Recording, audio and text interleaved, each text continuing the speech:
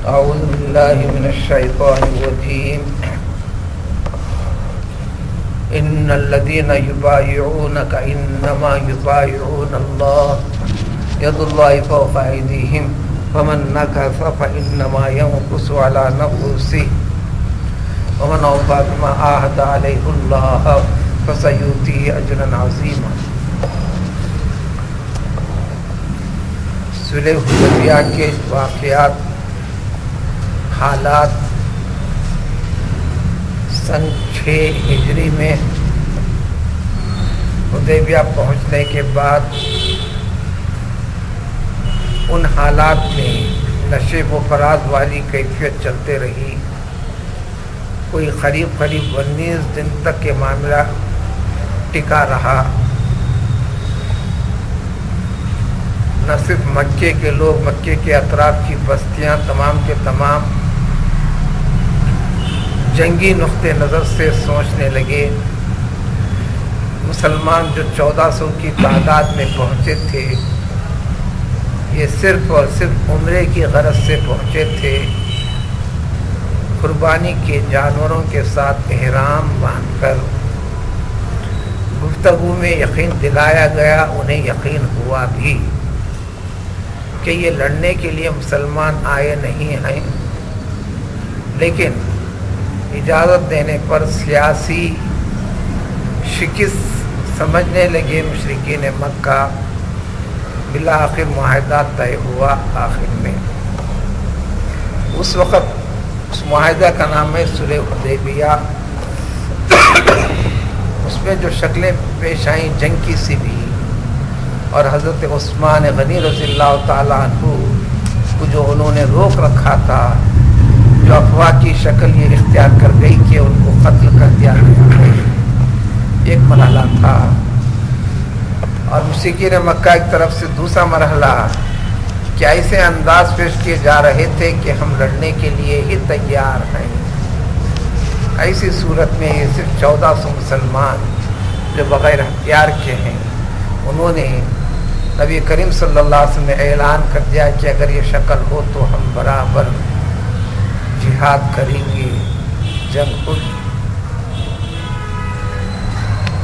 جس حالت میں اس حالت میں ہونا پڑے گا. اس وقت ایک عہد لیا. عہد کے لیے کیا گیا؟ نبی کریم صلی اللہ علیہ وسلم نے ہاتھ بڑھایا. انفرادی طور پر ہر ایک نے اپنا اپنا ہاتھ رکھا. عہد کیا کہ ہم اس میں آپس آتے ہیں. عثمان غنی رضی اللہ تعالیٰ نے کے خون کے بدلے کی بات ہے تو ہم میں سے ہر ایک جو بدلہ لینے کے لیے اس بڑی قوم سے بھیڑ جائیں گے. عہد کیا. دوسرے مشکل صورتحال کے آنے کے اوپر میدان جنگ چھوڑ کر بھاگیں گے نہیں، پیٹ نہیں دکھائیں گے، جان کی فکر نہیں کریں گے. ہاتھ پر ہاتھ رکھ کر ہر ایک نے حضرت عمر فاروق رضی اللہ تعالیٰ عنہ نبی کریم صلی اللہ علیہ وسلم کا ہاتھ پکڑے رہے. ہر ایک آتے گیا، ہاتھ رکھتے گیا، ہاتھ کر کے اعلان کرتے گیا. یہاں تک اطمینان دلایا 1400 صحابہ کرام رضوان اللہ تعالی علیہم اجمعین نے، یا رسول اللہ صلی اللہ علیہ وآلہ وسلم، ہم وہ قوم نہیں ہیں جب ان کے نبی نے ان کو اللہ کے حکم کی تعمیل کرنے کے لیے جہاد کو نکلنے کے لیے حکم جاری کیا تھا. 6 پارے میں تفصیل ہے. حضرت موسیٰ علیہ السلام نے اپنے قوم سے فرمایا تھا، وہی واضح طور پر ہے کہ صرف تم داخل ہو جاؤ لڑنے کی نیت سے، پھر دیکھ لو. انہوں نے کہا تھا کہ وہاں پر بڑی زبردست طاقتور جنگجوانہ صفت والی قوم رہتی ہے. اذهب انت واخوک، اے موسیٰ آپ اور اپنے بھائی مل کر جائیے اگر ایسا ہے تو. پوری پتہ ہونے کے بعد ہم کو بلائیے، ہم آ کر اس ملک کے پر قبضہ جما کر بیٹھیں گے. ہم اپنی جان لگائیں گے نہیں، مال لگائیں گے نہیں. یہ حوالہ دے کر اکثر صحابہ نے کہا ہم وہ قوم نہیں ہیں جب حکم ہوا تو یہ کہہ دیا کہ خود اپنے نبی سے کہہ دیا کہ بس آپ جائیے. اے نبی ہم آپ کے ساتھ پوری طرح ساتھ رہیں گے. یہ صلح حدیبیہ کے واقعہ کو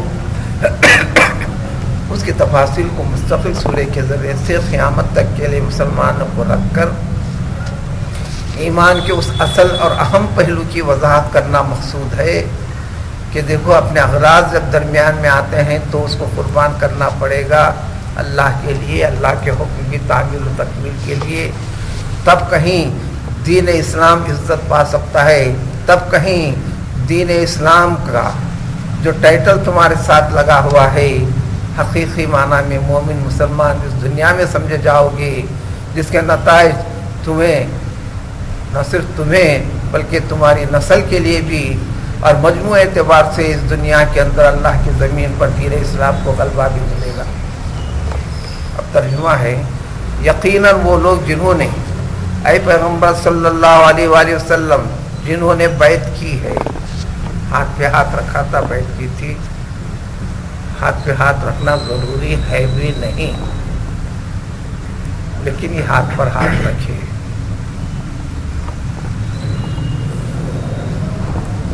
یعنی کسی چیز کے اوپر عہد کرنے کا نام ہے۔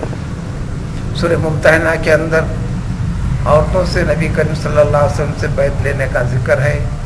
اللہ نے حکم دیا تھا پیغمبر صلی اللہ علیہ وسلم کو، آپ ان صحابیات سے بیعت لیجیے، ان سے بھی بیعت لی گئی،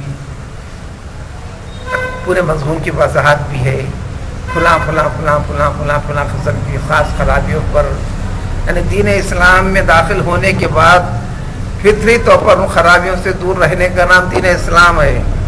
اس کے علاوہ بھی انفرادی طور پر تاکید کر دی گئی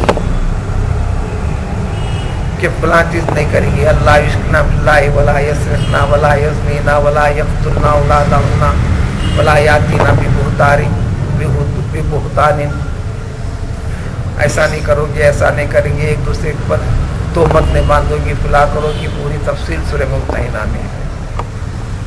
تو ایک بیعت ایک چیز ہے جس کے اندر کسی خاص قسم کی تربیت کے لیے، تعلیم کے لیے، حالانکہ اس کے ذمہ تھی، پھر انفرادی طور پر عہد کرنے کے بعد اس کے ساتھ جڑ جانا، اور عہد کرنے کے بعد اب اس کے اوپر کرنا واجب کا درجہ ہو جاتا ہے۔ تو اللہ نے فرمایا کہ جو لوگ بھی محمد صلی اللہ علیہ وسلم آپ سے بیعت فرما رہے تھے، ظاہر میں تو آپ سے بیعت ہو رہی تھی، حقیقت یہ ہے کہ وہ اللہ کے ہاتھ کے اوپر ہاتھ رکھ رہے تھے، اللہ سے بیعت ہو رہی تھی، یعنی اللہ کے حکم کی تعمیل و تکمیل کا عہد اور اس کا اظہار اور اعلان فرما رہے تھے۔ یہی نظریہ تمام دن کے معاملات میں، صدقات و خیرات کا حکم دیا، اس کو اللہ نے فرمایا اے لوگو تم مجھے قرضہ دو، اے لوگو تم مجھے قرضہ دو۔ جنگ تبوک میں جب اعلان کیا گیا مال و متاع کے جمع کرنے کا، حالات معاشی اعتبار سے بڑے خراب تھے، حضرت عبد الرحمن بن عوف رضی اللہ تعالی عنہ نے 4000 درہم لا کر خدمت میں پیش کیے، فرمایا کہ میرے پاس جملہ 8000 درہم موجود ہیں، ان میں سے پورے آدھے 4000 درہم میں اللہ تعالیٰ کو قرض دے رہا ہوں، ان تقرض اللہ قرضا حسنا، اس لیے اس میں اخلاص وغیرہ بتایا گیا۔ اب جو چیزیں دینے کی ہیں، فقیر کو دینا، محتاج کو دینا، مسکین کو دینا، فلان دینا، یہ ظاہر میں ہے، حدیث میں ہے انما الصدقۃ فی کف الرحمن قبل ان تقع فی ید العبد، جب تم دیتے ہو، دینے کے وقت پر جس کو دے رہے ہو اس کے ہاتھ میں گرنے سے پہلے، واقع ہونے سے پہلے اللہ تعالیٰ کی ہتھیلی میں پڑتا ہے وہ، پھر اس کے بعد اللہ کی ہتھیلی سے اس میں منتقل ہوتا ہے۔ تو یہاں بھی جو بیعت کر رہے تھے، یہ بیعت اے پیغمبر صلی اللہ علیہ وسلم جو آپ سے ہو رہی تھی وہ دراصل اللہ تعالیٰ سے، اور جب اس درجے پر اگر مسلمان ہے تو یقین کر لو ید اللہ فوق ایدیہم، اللہ تعالیٰ کی تائید، اللہ کی مدد اب ایسے لوگوں کے ساتھ ہے۔ دعا بھی قبول ہونا یہ اللہ کی تائید ہونا ہے۔ اللہ کی تائید کب ہوتی ہے؟ اس قسم کا پختہ حل دعا میں ہو، کسی بھی عمل میں، لیکن جو اس طرح سے نہیں کرے گا یا عہد کر کے توڑ دے گا بہت بڑا گناہ ہے. فإنما ينقص على نفسه، اس کا وبال اسی کے اوپر لوٹ کر آئے گا، نقصان وہ اٹھائے گا. سیرت میں، اسلام کی تاریخ میں، احادیث کی کتابوں میں ہر آیت کے تحت 20 احادیث جو کہ مجموع 1400 صحابہ کا تھا. فلاں صحابی سے تفصیل مذکور، فلاں سے فلاں سے فلاں سے فلاں سے فلاں سے، کہتے ہیں کہ ہم جملہ 1400 تھے. حضرت جابر فرماتے ہیں رضی اللہ عنہ، سبوں نے عہد کیا لیکن جد بن انیس نے وہ اپنی اونٹنی کی پیٹھ کے پاس چھپ کر خاموش بیٹھا رہا، آگے بڑھا نہیں. مدینے کا شخص تھا. پھر اگلے آنے والی آیت میں کس کس نے عہد نہیں لیا، ان وقت پہ ساتھ نہیں دیا، ان کا بھی تذکرہ ہے. وہ تفصیل چلتی ہے بعد اس میں اس آیت شریفہ کے بعد. الغرض یہاں اختصار کے ساتھ جو کوئی بھی کیے گئے عہد کو پورا کرتا ہے تو یقیناً اللہ تعالیٰ کے اوپر یہ ذمہ داری ہوتی ہے، اور اللہ تعالیٰ اس کے عہد کو بھی کے درجے میں، اس کے بدلے میں فسیؤتی اجرا عظیمہ، بہت بڑا اجر عطا فرماتے ہیں. دنیا میں بھی خیر و برکت کے لحاظ سے، سعادت مندی کے لحاظ سے، عزت افزائی کے لحاظ سے، اور جب تک وہ اثر جب تک رہے گا قوت اور غلب شان و شوکت کے لحاظ سے زندگی کا گزارنا، اور پھر آخرت میں اللہ تعالیٰ جنت کے اعتبار سے.